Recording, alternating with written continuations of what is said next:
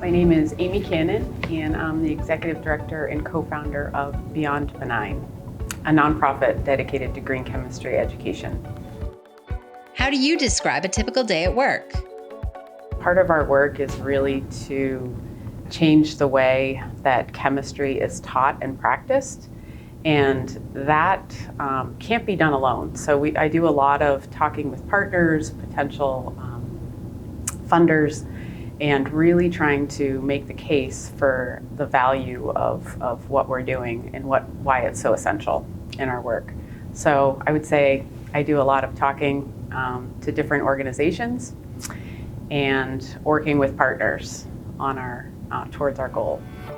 What skills or education brought you to this job? So I'm a chemist by training. I developed a passion for sustainability, for environmental science early on. I would say it was in junior high school here in Goffstown, New Hampshire.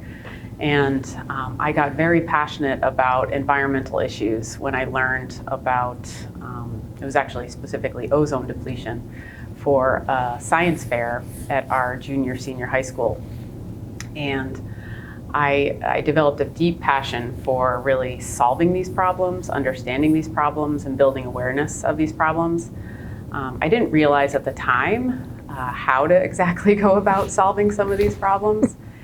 And when I got into college, which my college career path was really determined more on athletics than it was academics at the time, and it ended up being a wonderful choice.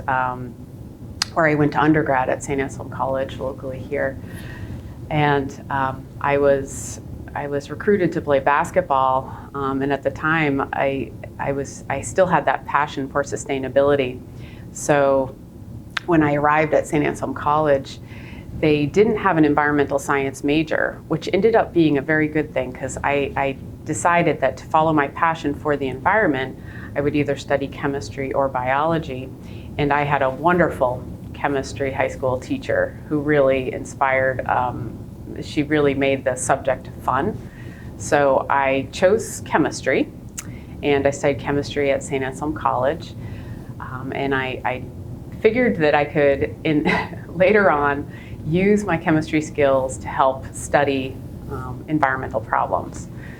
And it ended up being a really great decision. It was a wonderful program over at St. Anselm, and it really helped build a foundation for my current work in green chemistry. What made you co-found a company?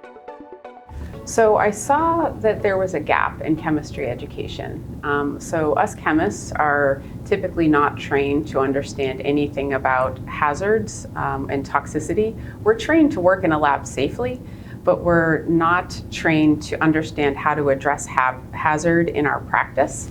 And that turns out to be tremendously powerful if us chemists can use an understanding of hazards and environmental impact in that design stage of a product life cycle. It's at the earliest stages of that product, regardless of the chemical product. If we can address sustainability there in that stage, then we don't have to worry about generating waste, generating hazards further on down. So I saw an opportunity to address that gap for chemists, because it has tremendous potential to address sustainability very early. So I co-founded Beyond Benign, an organization that's dedicated to really changing the way we teach and practice chemistry throughout our education systems. What path brought you to STEM? Early on, I was encouraged, and I was encouraged to do things like math and science. And I think that's really important from being a young girl. It's particularly as growing up, girls were underrepresented in the sciences. That's getting less and less to be the case these days, but I think that it was so important. My dad was an engineer by training, but also had deep roots in athletics, so I resonated with that because I had that as well. And I think that math, science, those things, while they did sort of come easy to me, I was very much encouraged in my family And then there was also some wonderful, wonderful teachers along the way.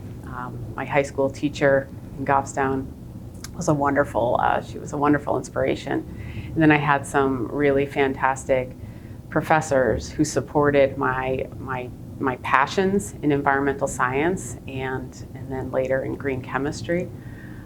So I think educators have been just a really foundational support in really advancing and inspiring my career.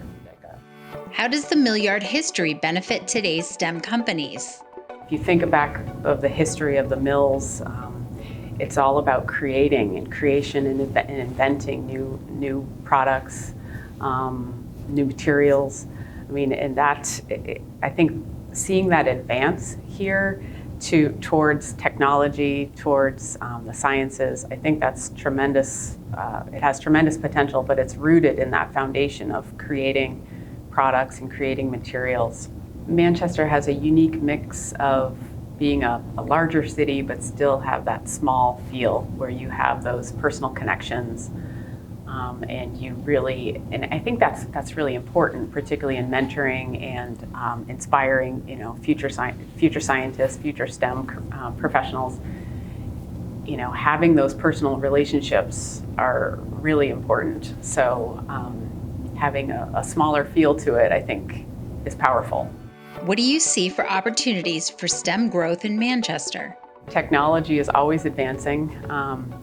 We have a focus of having a sustainability lens on that. That we're always looking for better ways of creating products and materials. We've come a long way, and we now know much more about the impacts of science and technology, and just really understanding that and using that actually as an innovation tool.